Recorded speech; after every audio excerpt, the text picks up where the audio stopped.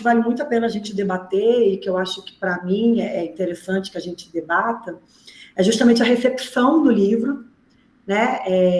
Porque eu acho que a recepção do livro ele tem 2 momentos, né? Assim que o livro é lançado, em 1960, né? Ele foi um sucesso estrondoso, vendeu 10 mil cópias em, sei lá, uma semana.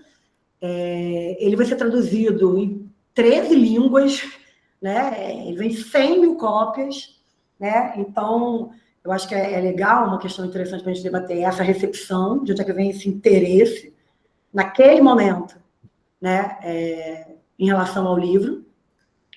E uma recepção mais atual, porque o livro, né? E aí faz parte também dessa trajetória da Carolina Maria, o fato dela, o livro, óbvio, tira ela da favela, né? Ela diz que é um sonho dela, ela fala isso no livro, né? Sair da favela e morar numa casa de alvenaria, que inclusive é o nome de um próximo livro dela, né? Porque ela tem uma visão muito dura da favela, claro que tem a ver com a realidade dela, né? Ela não gosta de estar ali, que isso eu acho que é uma outra questão, ela não tem romantização nenhuma da favela, né? Ela coloca a favela como um lugar muito ruim, de muita violência, né? E aí daí o nome do livro, né? É Quarto de Despejo, porque ela diz que a favela é o quarto de despejo, no sentido de que as pessoas colocam ali tudo que é indesejado, que é o que elas não querem. Ela tem essa visão bem dura e nada romântica da favela. Então é interessante a gente pensar nessa recepção do interesse por essa escrita nesse momento, né? Claro que à luz de uma discussão sobre racismo, sobre o olhar das pessoas sobre a favela naquele momento, do contexto dos anos 60, mas também, né, como eu disse, depois disso, ela sai da favela, ela vai morar na casa de alvenaria, ela não fica rica de jeito nenhum, né? Ela continua ali bem no limiar, ali no limite da linha da pobreza. E ela escreve outros livros, né? Casa de Alvenaria, Diário de Bitita, mas ela não alcança mais tanto o sucesso, né, do Quarto de Despejo. E isso acho que rende um debate, não quero dar spoiler sobre a minha percepção, né? Mas acho que isso rende um debate bacana. E uma outra coisa é a percepção, porque ela foi esquecida durante o tempo, né? Ela aos poucos foi ficando esquecida, sucesso estrondoso, né? Vai ficando, né, raro. Então, a mesma imprensa que coloca ela nesse lugar, né, de uma pessoa super conhecida, né, vai cada vez mais abandonando, né? E ela não, enfim. E ela, em meados dos anos 2000, existe um resgate da Carolina Maria, né? E Quarto de Despejo volta a ser, só que eu acho que agora com uma outra visão. Então, né, porque agora Quarto de Despejo, né, bem mais atualmente, né, ele teve esse boom, né, esse reolhar, nem sei se existe essa palavra, talvez inventei uma palavra agora, né, esse novo olhar sobre o livro, e aí também, né, dando um certo spoiler, eu acho que tem a ver com essas lutas, né, com essas lutas antirracistas, dos movimentos sociais, desse aumento das discussões, né, complexificação das discussões sobre a questão do feminismo negro, do protagonismo das mulheres negras. Então, acho que esse movimento, que é um movimento político, mas é também um movimento, né, no campo do saber, né, no campo das ideias, que vai impactar a universidade, mas a sociedade de uma maneira geral, e as escolas, né? Claro, a gente está aqui falando, né, disso também. Então, eu acho que isso é importante para esse resgate, né, da Carolina Maria, e aí eu acho que o livro passa a ser discutido, debatido sobre essa visão, uma visão mais atual que dialoga com isso, né? Então, acho que a gente pode discutir, né, questões como, por exemplo, se a gente for pensar numa questão mais teórica, conceitual, interseccionalidade, a partir do momento que, né, ela é uma mulher, ela é negra, ela é pobre, ela é favelada, periférica, mãe solo, né? Então, ela é uma figura interessante para a gente pensar nisso.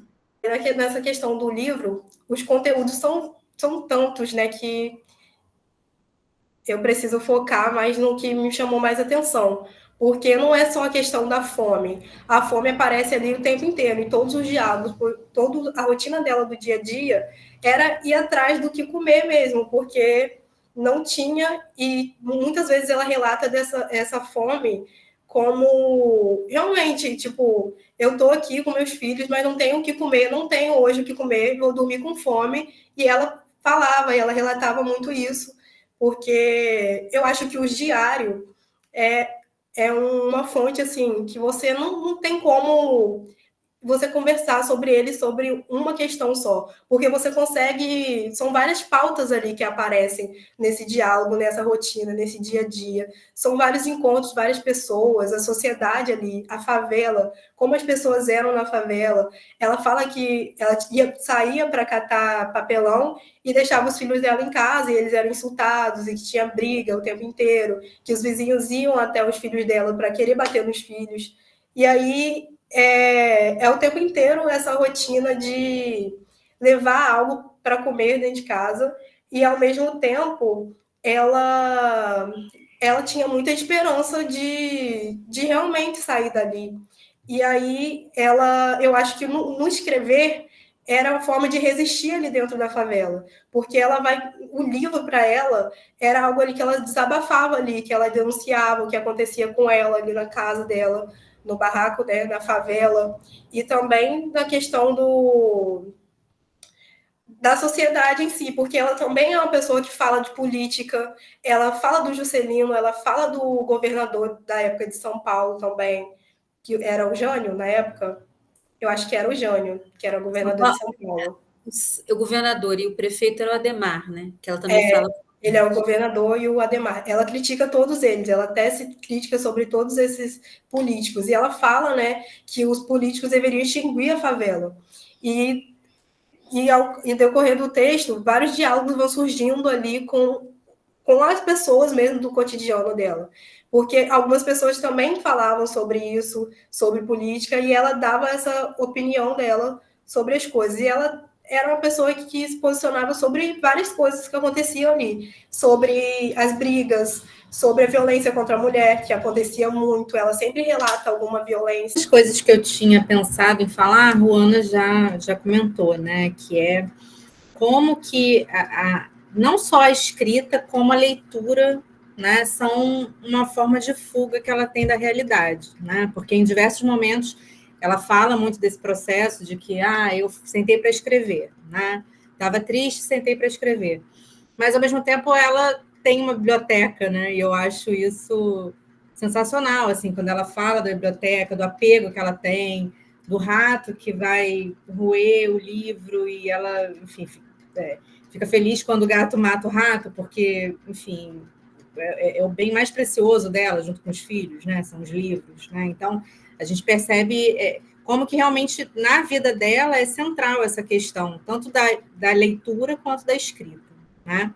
E aí, um outro ponto que eu queria falar, né, já que eu sou da área de teoria, é essa ideia do diário também, né? Porque a gente fala muito isso, que certos gêneros, né? E aí eu não sei até que ponto isso se aplica ou não no quarto de despejo, eles trazem um certo pacto de leitura, né? Entre quem escreve e quem lê, né? Então, se você está lendo, por exemplo, uma autobiografia, né, de um sujeito, você já sabe que aquilo ali pressupõe um certo pacto, né? Entre aquele que está escrevendo e que está dizendo, olha, isso aqui é a minha vida, eu vou contar a minha vida para você.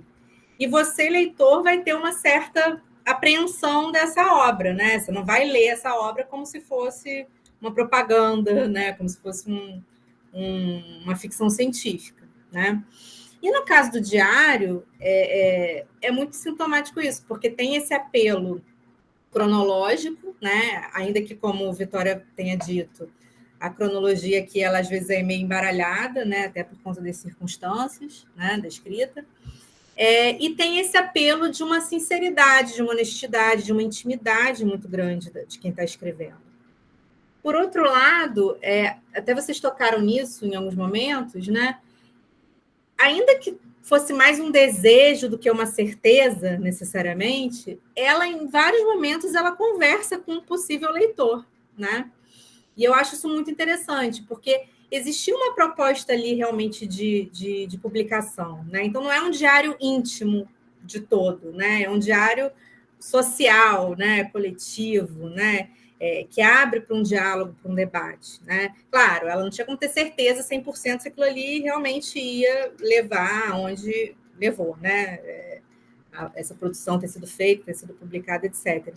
Mas eu achei interessante isso, porque acontece muito ao longo do livro, que também pode ter a ver com a questão da oralidade, né? Então, assim, ela sendo uma pessoa, uma mulher negra, favelada, etc. e tal, a oralidade tem um peso muito grande. Ela o tempo todo constrói diálogos, né? O tempo todo ela chama a gente para fazer parte, né? E aí eu fiquei pensando nisso. Será que a gente pode qualificar dentro desse gênero diário mais tradicional, né? Não, acho que é muito mais amplo do que isso, até porque ela não tinha essa presunção, né? Não é percepção, é presunção, né? De que aquilo ali fosse ser uma coisa só, né? Então eu acho que fiquei pensando muito nisso, né? Que tipo de diário é esse, né? Que ao mesmo tempo que, claro, traz questões extremamente íntimas, mas que tem sempre um viés também mais amplo dessa consciência que vocês falaram, né? Qual é o papel dela na sociedade, o que ela está querendo dizer quando ela diz isso, a quem ela quer criticar, né? Por quê, né? O que ela quer denunciar, né? Então, isso foi o que eu também fiquei pensando.